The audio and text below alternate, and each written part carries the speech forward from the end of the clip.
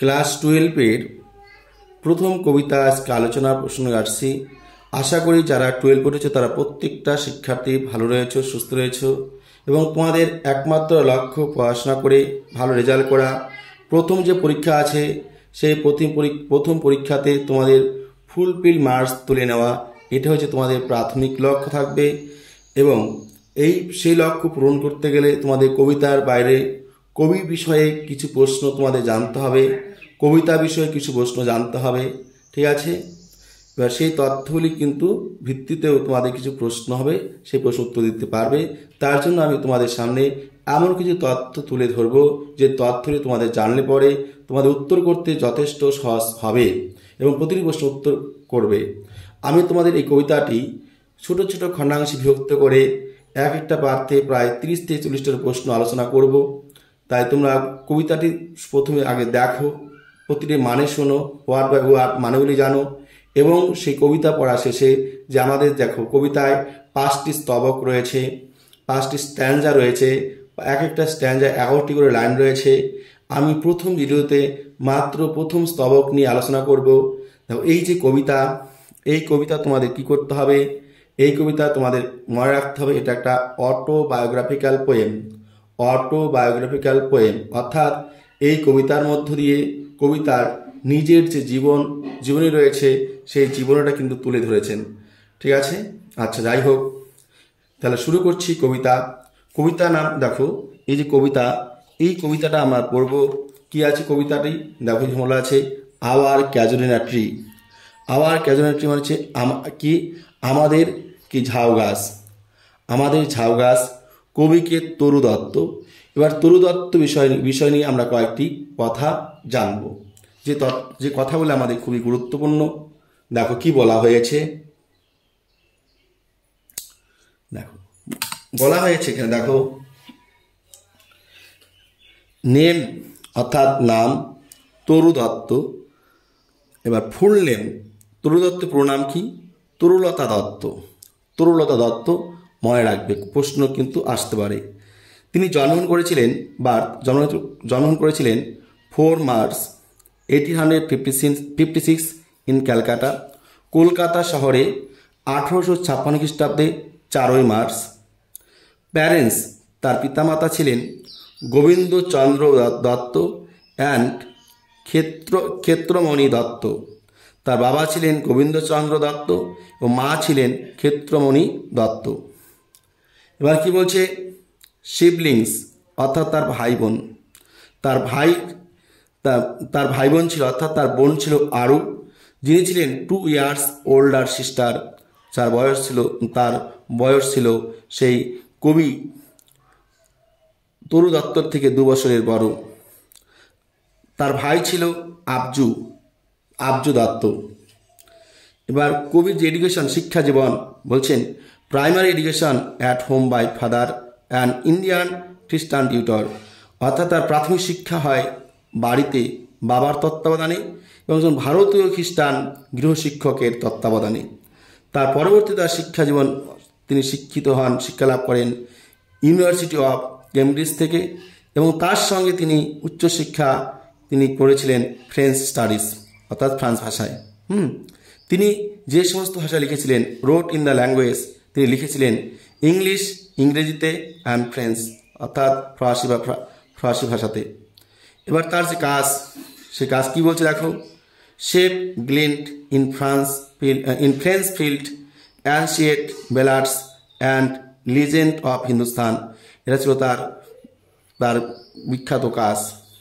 তার কবিতা পোয়েমস অর্থাৎ তিনি কি কবিতা লিখেছিলেন, সেই কবিতাগুলির মধ্যে দেখো কি দেওয়া আছে, বলা আছে এখানে। দেখো কি বলা আছে কবিতার মধ্যে, দেখো দেওয়া আছে Sita, the lotus, Lakshman, our casuarina tree, the tree of life and Buttoo. এগুলো ছিল তার বিখ্যাত কবিতা। এবং তিনি যে উপন্যাস লিখেছিলেন, ল জার্নাল, দ্য মাদে মোয়াজেল দারভাস। তিনি মারা যান, এই যে কবি মারা যান 1877 অর্থাৎ 1877 খ্রিস্টাব্দে অ্যাট দ্য এজ অফ 21। মাত্র 21 বছর বয়সে। মনে রাখবে এই কবির দিদি এবং ভাই, কবির দিদি ছিলেন কে আরু এবং তার ভাই ছিল আবজু। এই যে আরু এবং আবজু উভয়ই মারা যায় টিবি রোগে আক্রান্ত হয়ে। ঠিক পরবর্তীকালে 1877 খ্রিস্টাব্দে এই যে কবি তরুলতা দত্ত, এই কবিও কিন্তু সেই টিবি রোগে আক্রান্ত হয়ে কিন্তু মারা যান। এবার কবিতা বিষয়ে কী বলছে? কবিতা অরিজিনাল যে টাইটেল নামকরণ আওয়ার ক্যাজুয়ালিনা ট্রি, আমাদের ঝাউ গাছ। নেম অফ দ্য পয়েট, এই যে কবিতার কবিকে তরু দত্ত, যার পুরো নাম ছিল তরুলতা দত্ত, আমরা এখানে পড়েছি। এবার এই কবিতাটির উৎস, কবিতাটি কোথা থেকে নেওয়া হয়েছে এটা কিন্তু তোমাদের বিশেষভাবে মনে রাখতে হবে। তা বলা আছে the poem collection ancient ballads and legends of Hindustan by Toru Dutt. এটা কিন্তু খুব ভালো করে তোমরা মনে রাখবে। এবং পাবলিকেশন ফার্স্ট পাবলিশড ইন 1881, এই কবিতার প্রথম প্রকাশ হয় 1881 খ্রিস্টাব্দে। তাহলে শিক্ষার্থী বন্ধুরা, আমরা এই যে আওয়ার ক্যাজুয়ালিনা ট্রি থেকে আমরা কবি বিষয়ে যেটুকু তথ্য জানলাম এবং কবিতা বিষয়ে যেটুকু তথ্য জানলাম, এখান থেকে কী প্রশ্ন হতে পারে? এই কবিতার কবিকে তরু দত্ত, কবির পুরো নাম কি? তরুলতা দত্ত। কবি কবে কোথায় জন্মগ্রহণ করেছিলেন? 1856 খ্রিস্টাব্দের 4 মার্চ কলকাতাতে। কবির বাবার নাম কি ছিল? গোবিন্দচন্দ্র দত্ত। মায়ের নাম কি ছিল? ক্ষেত্রমোহন দত্ত। তার ভাই বোন কত ছিল? তার একটা দিদি ছিল, একটা ভাই ছিল। তাদের নাম ছিল কি? আরু দত্ত এবং আবজু দত্ত। তার প্রাথমিক শিক্ষা তিনি কোথায় করেছিলেন? প্রাইমারি এডুকেশন বলছে কি by father and Indian Christian tutor, তার বাবার তত্ত্বাবধানে এবং একজন ভারতীয় খ্রিস্টান গৃহশিক্ষকের দ্বারা। পরবর্তীকালে তিনি শিক্ষা জীবন কোথায় করেছিলেন? তার শিক্ষা উচ্চশিক্ষা কোথায় করেছিলেন? দেখো কেমব্রিজে। এবং তার সাথে তিনি কি করেছিলেন? ফ্রেঞ্চ স্টাডিজ করেছিলেন, অর্থাৎ ফ্রান্স ভাষায় তিনি কিন্তু পড়াশোনা করেছিলেন। তিনি কী ভাষা লিখেছিলেন? English and French. তার বিখ্যাত কাজ কী ছিল? দেখো sheaf gleaned in French field ancient ballads and legends of Hindustan. তার কী কবিতা ছিল? সেই কবিতাগুলি মনে রাখতে হয়, এখান থেকে শর্ট প্রশ্ন হতে পারে। Sita, the lotus, Lakshman, our casuarina tree, the tree of life and বাট্টু।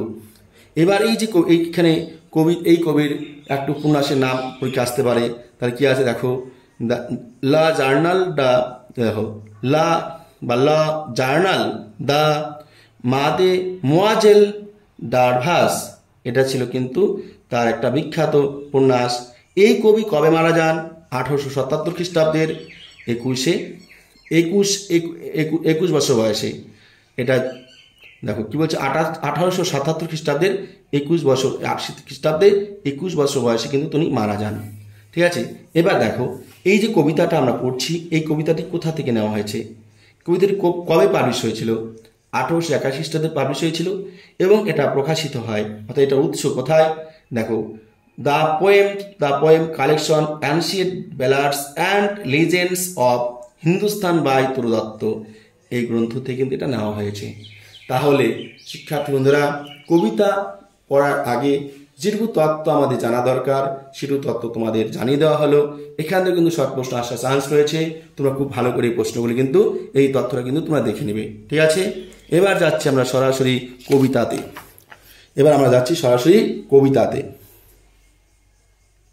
দেখো এবার দেখো কবিতাতে প্রতিটা শব্দের অর্থ আমি বলবো, তারপরে কিন্তু আমি প্রশ্ন আলোচনা করব। তোমরা প্রত্যেকটা প্রশ্ন কিন্তু উত্তর দেওয়ার চেষ্টা করবে। ঠিক আছে, দেখো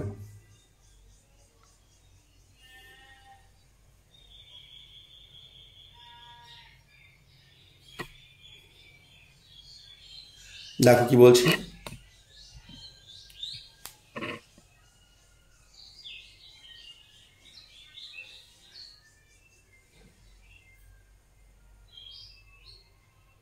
বলছে আওয়ার ক্যাজুয়ালিনা ট্রি, তরু দত্ত। আমরা ক্যাজুয়ালিনা ট্রি বিষয়ে জানলাম, তরু দত্ত বিষয়ে জানলাম। আর এটা একটু বলে নিচ্ছি, এই কবিতাটা কিন্তু আমাদের হচ্ছে অটোবায়োগ্রাফিক্যাল পোয়েম। কবিতাটি কি? Autobiographical poem. এই কবিতার রাইম স্কিমটা সেটা একটু জেনে নিচ্ছি। দেখো আমরা যদি দেখি এখানে আছে রাউন্ড, এখানে আছে কি বাউন্ড। এ দেখো কবিতার শেষ শব্দগুলো আমরা দেখে নিব। রাউন্ড বাউন্ড এই শব্দ শেষে কিন্তু আর কোনো কিছু শেষে মিল নেই, তাই এই রাউন্ড রাউন্ড আমরা এ লিখলাম, এটাও এ এটাও এ। এটা স্কার্স, দেখো এটা স্কার্স এটা স্টার্স, তাহলে এটার সাথে মিললে এটা কি লিখবো বি, এটাও কি লিখবো বি। তাহলে দেখো রাইম স্কিম কি দাঁড়ালো, প্রথম 4 line A B B A আব্বা।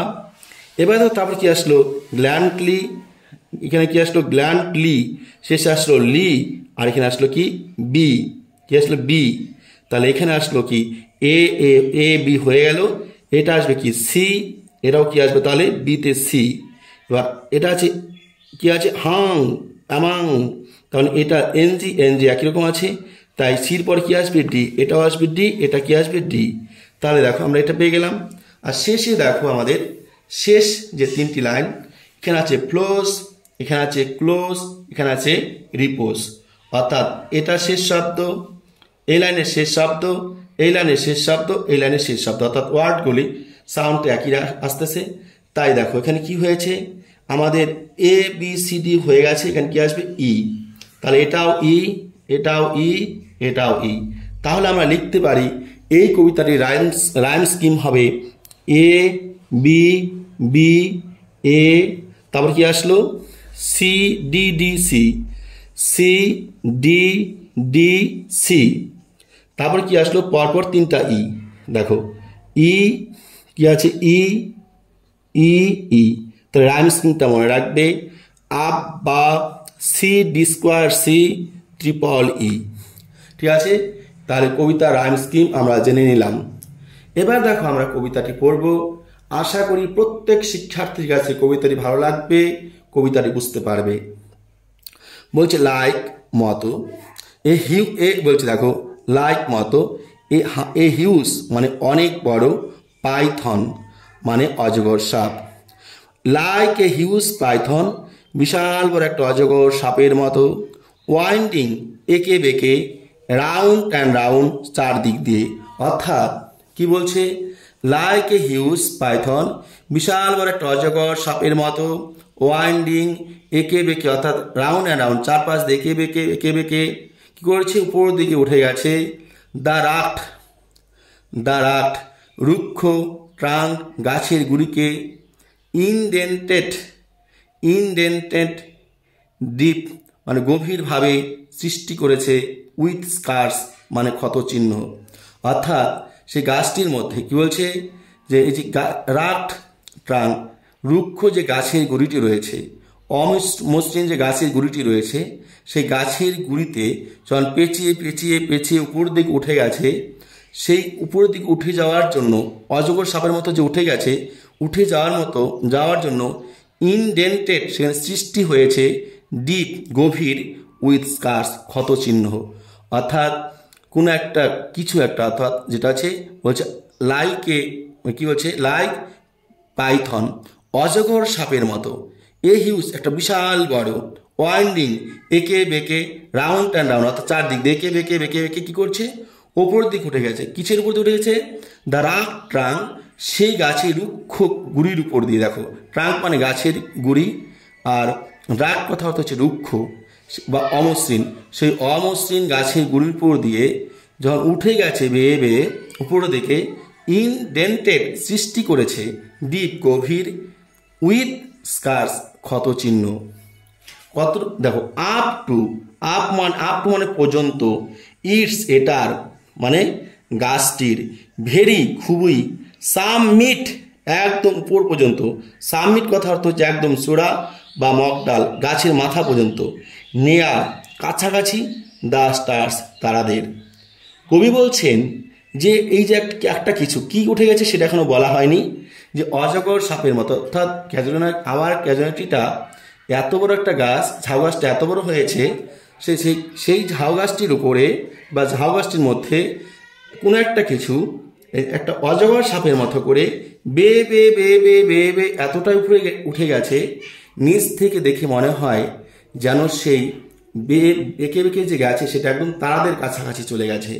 কেননা তুমি কোনো একটা গাছের নিচে দাঁড়িয়ে দেখবে যে আকাশটা খুব বেশি দূরে নয়। তাই কবি এখানে বলেছেন যে হয়তো আপ টু পর্যন্ত, ইটস মানে এটার, অর্থাৎ গাছটির ভেরি খুবই, সামমিট মানে একদম মগডাল, মানে একদম মগডাল পর্যন্ত উঠে গেছে, নেয়ার একদম কাছাকাছি দ্য স্টার্স তারাদের। অর্থাৎ গাছটি এতটাই বড় হয়েছে, সে গাছটির মধ্যে কোনো একটা জিনিস অজগর সাপের মতো বেয়ে বেয়ে এতটা উপরে উঠে গেছে, কবির কাছে নিচ থেকে মনে হয়েছে হয়তো সেটা তারাদের কাছাকাছি পৌঁছে গেছে। সেটা কি? এ ক্রিপার, ও আচ্ছা, একটা লতা, একটা লতানো গাছ। এই ক্রিপার কথা অর্থ হচ্ছে একটা লতানো গাছ। ক্লাইম্বস বেয়ে বেয়ে উপরে উঠে গেছে। ইন হোস, যার এমব্রেস আলিঙ্গনে, বাউন্ড, অর্থাৎ বাউন্ড মানে কি, বা এই যে এমব্রেস বলছে, এমব্রেস বাউন্ড, তার আলিঙ্গনে আবদ্ধ হয়ে সেই এই ক্রিপার ক্লাইম্বস, অর্থাৎ সেই লতানো গাছটি কি হচ্ছে, উপরে উঠে গেছে। তার মানে এখানে আমরা বুঝতে পারলাম যে এই যে ক্রিপার লতানো যে গাছ, এই লতানো গাছটা এই যে লাইকে প্যাথন, অজগর সাপের মতো করে বেয়ে বেয়ে উপরে উঠে গেছে, এবং সেই লতানো গাছটি এতটাই গাছটিকে চেপে ধরেছে যে সেই ট্রাঙ্ক, গাছের গুড়িতে যে রাক ট্রাঙ্ক সেই অমসৃণ গাছের গুড়িতে ইনডেন্টেড সৃষ্টি করেছে, ডিপ গভীর, উইথ স্কার্স ক্ষত চিহ্ন। অর্থাৎ তাহলে দেখো, আমরা প্রত্যেকে জানি যে কোনো একটা গাছের মধ্যে যদি কোনো একটা জিনিস বেঁধে রাখি, বা কোনো একটা জিনিস যদি উপরে আস্তে আস্তে উপর দিকে চলে যায়, গাছটি আস্তে আস্তে মোটা হওয়ার সাথে সাথে সেটা আস্তে আস্তে কি হয়, গাছকে গভীরভাবে আটকে ধরে, এবং পরবর্তীকালে দেখা যায় একটা ক্ষত সৃষ্টি হয়। এখানে ঠিক সেই ঘটনাটাই ঘটেছে। তাহলে শিক্ষার্থী বন্ধুরা, এই 4টি লাইনের মধ্যে আমরা কি পেলাম?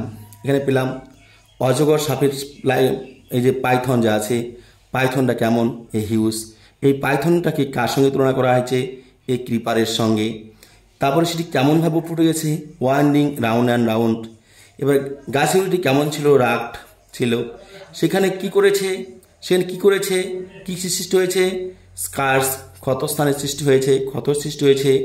আচ্ছা, এবার কতটা পর্যন্ত, একদম সামমিট পর্যন্ত, অর্থাৎ গাছের একদম চূড়া পর্যন্ত। সেটা কাদের কাছাকাছি চলে গেছে, দ্য স্টার্স, তারাদের কাছাকাছি চলে গেছে। কি চলে গেছে, এই ক্রিপার, একটা লতানো গাছ। ক্লাইম্বস কেমনভাবে, সেটা বেয়ে বেয়ে।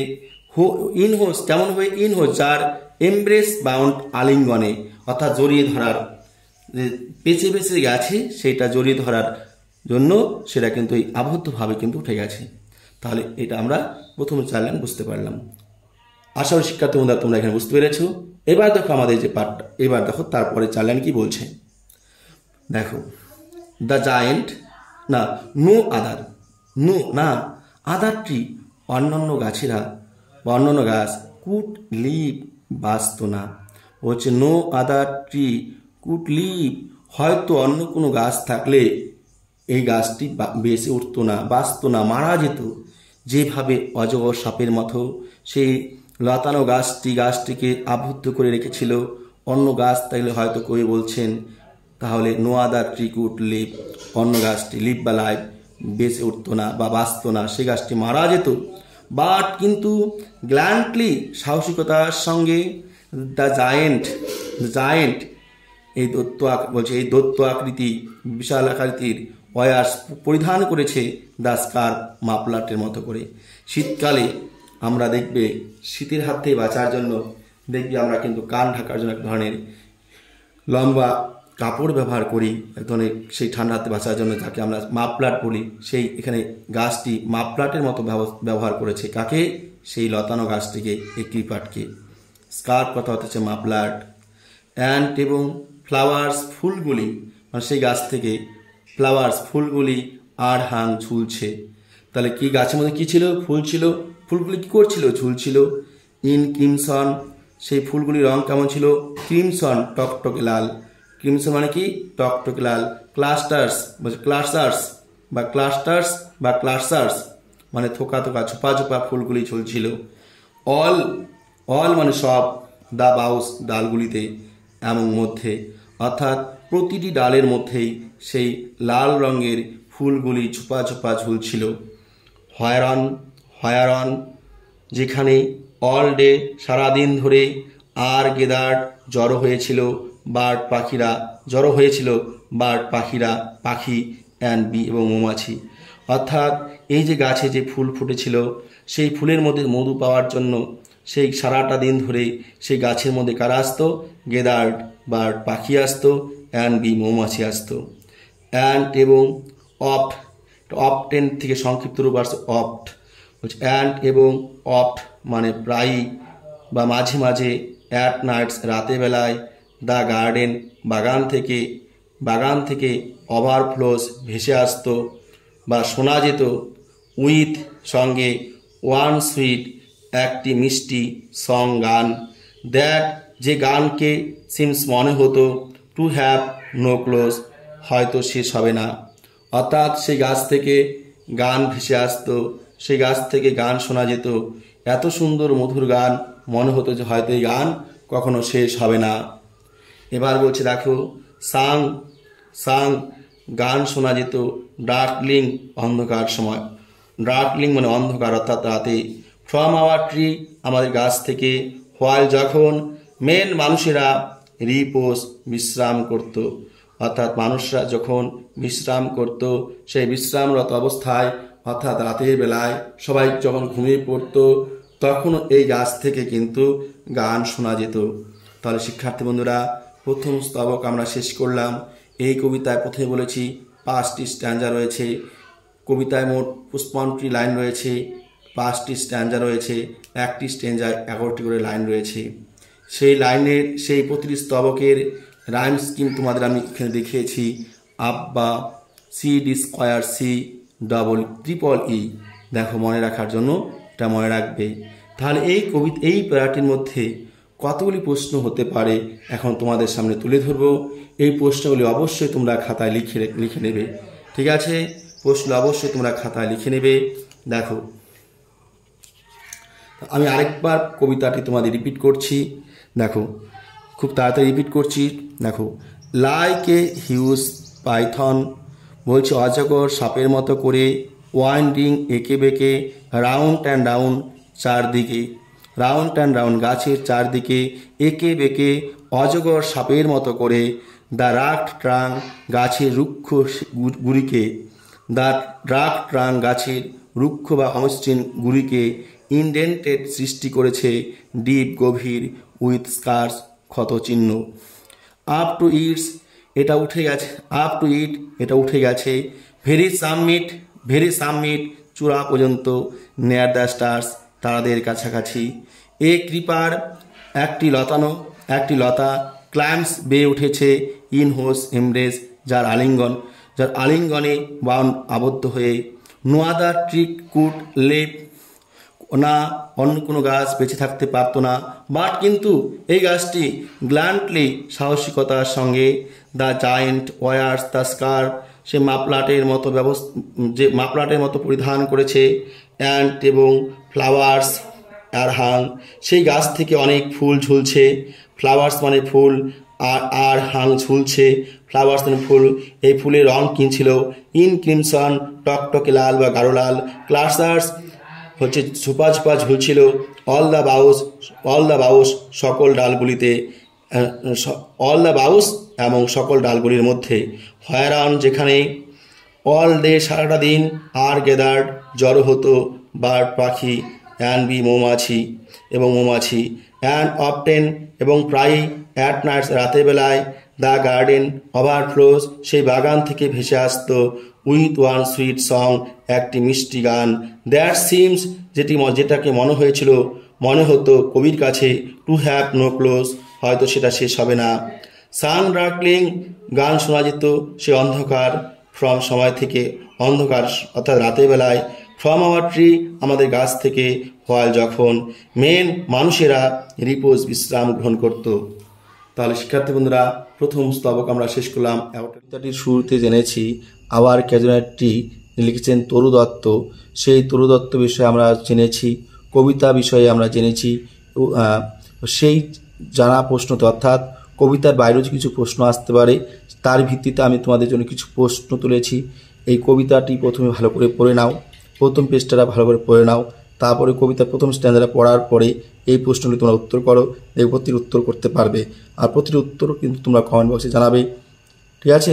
তাহলে দেখো প্রথম প্রশ্ন কি বলছে। প্রথম প্রশ্ন বলছে, what was Taru Dutta birth name, তোমাদের যে তার ছোটোবেলার নাম কি ছিল। ঠিক আছে, তোমরা দেখতে পাচ্ছ, দেখো প্রশ্নগুলি।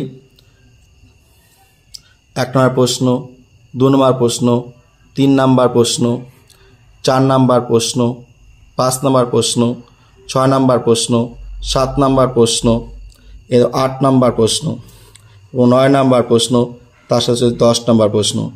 এই প্রশ্নগুলি তোমরা তুলে নাও এবং তুলে নিয়ে কোন উত্তরটা কী হবে সেটা তোমরা অবশ্যই কমেন্ট বক্সে জানাবে। এরপর দেখো আমাদের আরও কিছু প্রশ্ন আসবে, যে প্রশ্নগুলি আমাদের হবে সেই প্রশ্নগুলি আমাদের দেখো। 11 নম্বর প্রশ্ন দেখো, 12 নম্বর প্রশ্ন ট্রু ফলস দেওয়া আছে। 12 নম্বর প্রশ্নের মধ্যে দেখো এখানে তোমাদের 4টা অপশন দেওয়া আছে। 4টা অপশনের মধ্যে কোনটা ঠিক কোনটা ভুল সেটা তোমাকে ভালো করে পড়তে হবে। তারপর তার ভিত্তিতে তোমাকে নিচে যে অপশন আছে সেই অপশনের ভিত্তিতে কিন্তু তোমাদের উত্তরটা দিতে হবে। ঠিক আছে, দেখো নিচে যে অপশনটা আছে সেই অপশনের ভিত্তিতে তোমাকে কিন্তু 12 উত্তরটা দিতে হবে। ঠিক আছে, এরপর দেখো তোমাদের হচ্ছে 13 নম্বর প্রশ্ন আছে, কলাম এ কলাম বি এরকম প্রশ্ন পরীক্ষা আসবে। কলাম এতে এবং বিতে দেখো তোমাদের যে কলাম এতে দেওয়া আছে এক পাশে 4টি নাম দেওয়া আছে, আবার কলাম বিতেও দেখো 4টি এখানে কিন্তু ওয়ার্ড দেওয়া আছে। এবার কার সাথে কার মিল রয়েছে সেটা তোমাদের এখানে ম্যাচ করে লিখতে হবে। নিচে 4টা অপশনের মধ্যে কোন অপশনটা ঠিক সেটা তোমাদের নির্ধারণ করতে বলছে। ওকে।